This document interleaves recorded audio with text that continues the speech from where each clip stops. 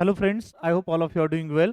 So let's discuss the today's important topic, that is slope point form.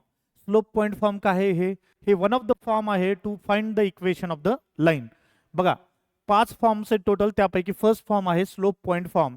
म्हणजे when लाईनचा जर slope दिला किंवा त्याच्यावरचा पॉइंट दिला तर इक्वेशन ऑफ लाईन कसं फाइंड करायचं ते आपल्याला या फॉर्म मध्ये बघायचं आहे. तुम्ही बघू शकता डायग्राम मध्ये लाईन एल ड्रॉ केलेली आहे. Point A x1, y1 always lies on the line. P is the any point on the line x, y and m is the slope of the line L.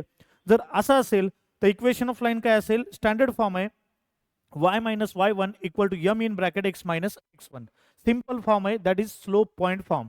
हा form use करून आपल्याला कोणत्याही equation लाईनचं equation easily find out करू शकतो. तर मी ते एक सिंपल एक्झाम्पल लिहिलेलं आहे, बघू शकता तुम्ही.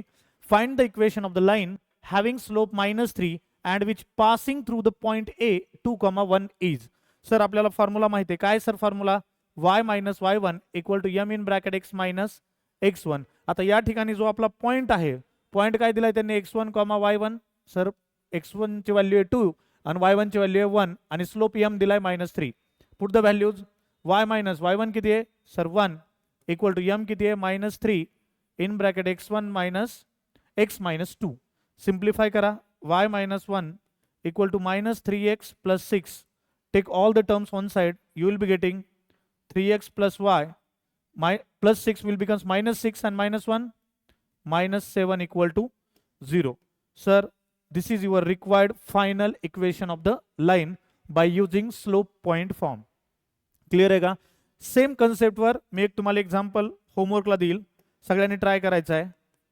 सर जर एखाद्या लाईनचा स्लोप हा m इक्वल टू -1 असेल and passing through the point capital A -2, -2 असेल, then what will be the equation of line?